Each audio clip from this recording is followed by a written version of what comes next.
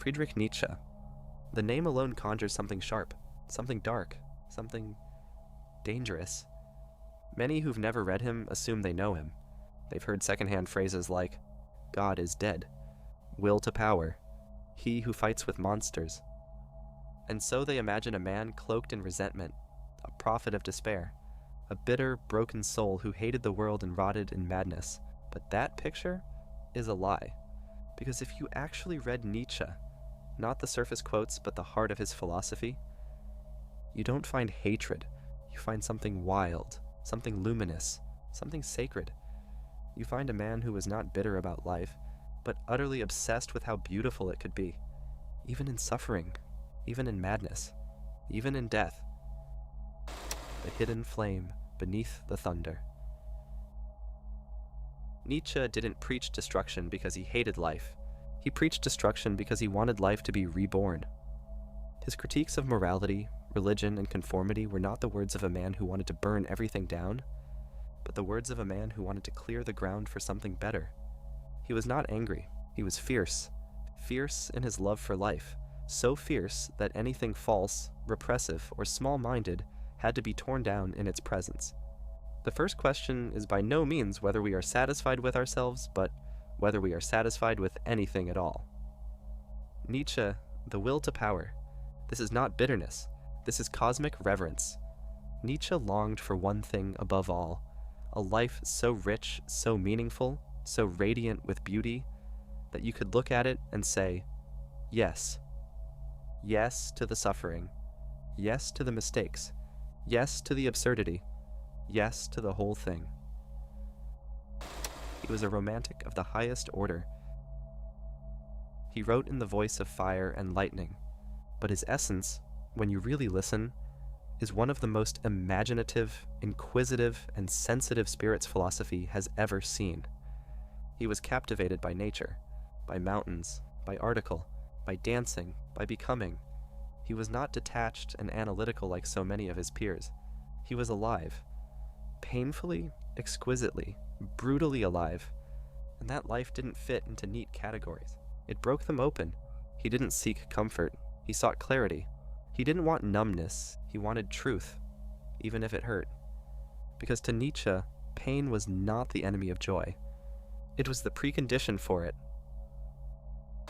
The ultimate test, eternal recurrence. Nietzsche's most misunderstood and most beautiful idea is this. What if every moment of your life, you had to live it again, over and over, exactly as it is, for eternity? Would you rejoice, or would you collapse in dread?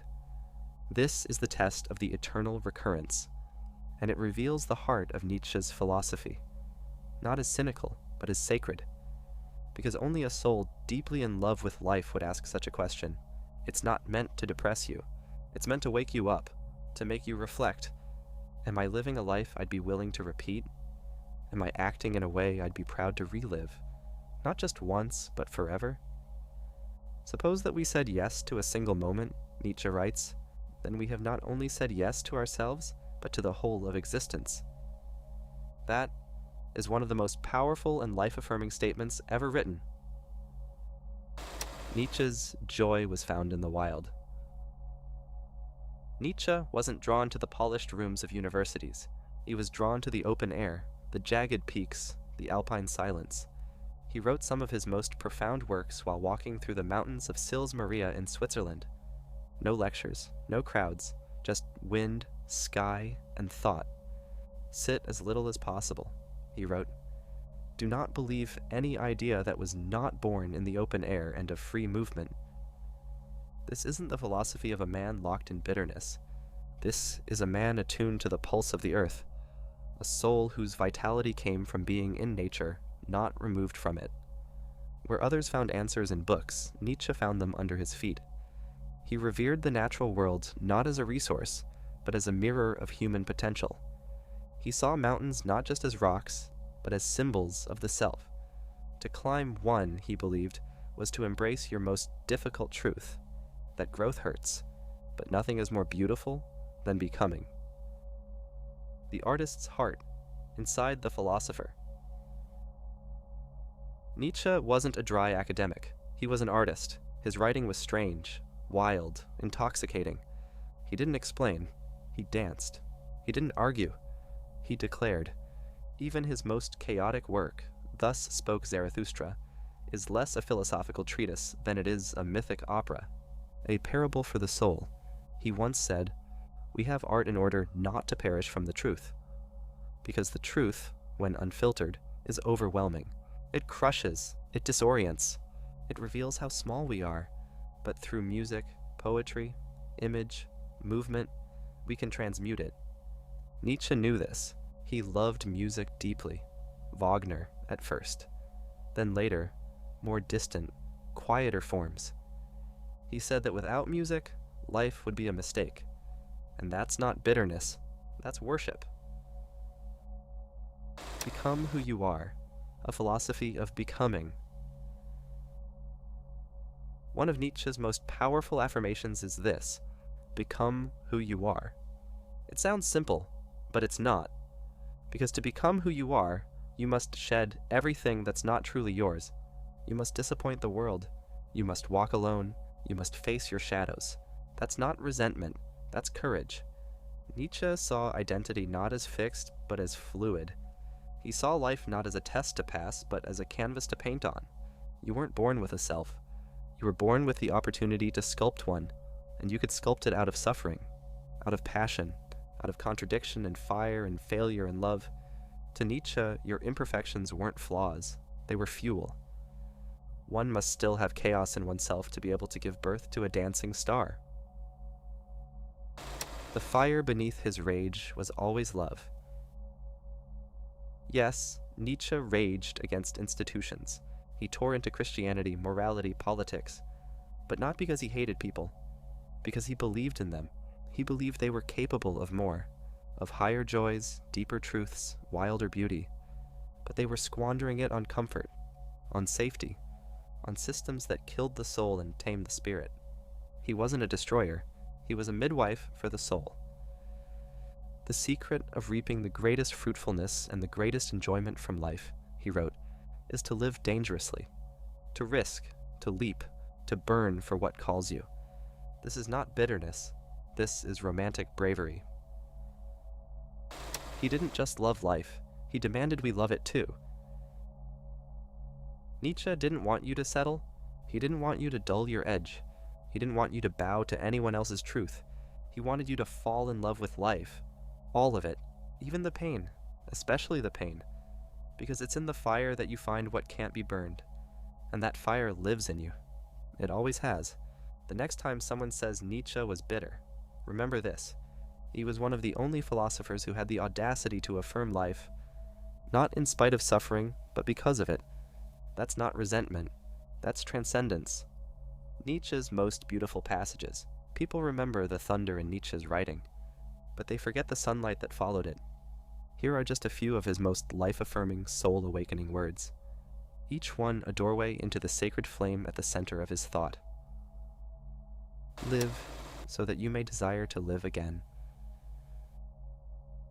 What if some day or night a demon were to steal after you into your loneliest loneliness and say to you, "This life as you now live it and have lived it, you will have to live once more and innumerable times more." The gay science. This is the eternal recurrence, his most haunting and liberating idea. A test not of morality, but of alignment. Could you live this exact life again and still say yes? It's not meant to paralyze you. It's meant to purify you, to strip away what doesn't belong, to force you to choose joy consciously, not as a feeling, but as a principle. The message? Live a life you'd be proud to repeat. And those who were seen dancing were thought to be insane by those who could not hear the music, often attributed to Nietzsche. Whether or not he wrote those exact words, they embody his core belief, that true freedom, true joy, true madness are indistinguishable to those still asleep. He believed that awakening would look strange to others, that choosing your own path would often appear like rebellion or chaos. But that's what makes it real. When the world cannot categorize your joy, you've tapped into something eternal. Become who you are. This is not motivational fluff. This is Nietzsche's deepest command. Become who you are, not who others want you to be, not who you were told to be, but who you truly are beneath all the noise. And that becoming is painful, because it requires saying no to comfort. It requires solitude. It requires breaking your own patterns, not to become someone new, but to return to something ancient within you. Without music, life would be a mistake. Nietzsche didn't just tolerate art, he revered it. To him, music was more than entertainment. It was divine structure, a place where chaos becomes beauty. He once said, "We listen to music with our muscles, because it awakens something in the body that logic can't touch, and in those rhythms we remember ourselves, wild, tender, immortal."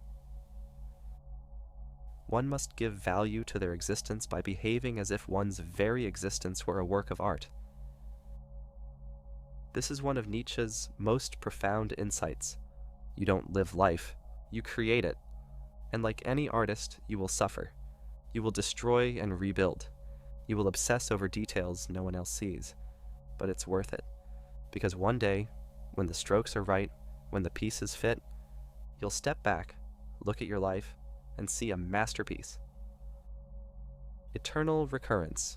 Would you say yes to all of it? Imagine this. You are standing in the stillness of your own existence. No noise, no excuses, just you and your life. And a voice asks you, would you live it again, exactly as it is? Every joy, every heartbreak, every mistake, every success, again and again, forever? Could you say yes? This was Nietzsche's test, not to shame you, but to awaken you. Because if you say no, then something must change. And that no becomes the starting point of your transformation. But if you can say yes, if you can embrace even your pain as necessary, then you've touched something holy. You've affirmed not just yourself, but existence itself. The real Nietzsche was not a cynic, but a mystic. He was not bitter. He was not hateful. He was not lost. He was fierce with love for a world that had forgotten its own beauty. His challenge was not to reject life, but to face it fully, to strip away illusions, to become strong enough to say yes to the whole thing. And that kind of yes, the full yes, is the most spiritual thing a human being can do. Read him again, with new eyes.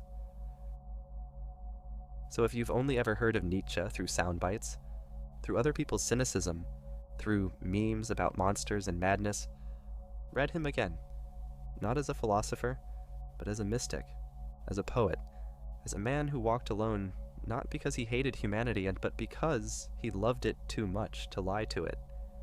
Read him beneath the surface, and you'll find a soul, dancing wildly between despair and ecstasy, between thunder and sunlight, between the chaos of becoming and the joy of being. Nietzsche wasn't bitter. He was brave, and his message still burns. Live fully, love wildly, suffer honestly, and become who you are, so that when eternity knocks, you can say, yes,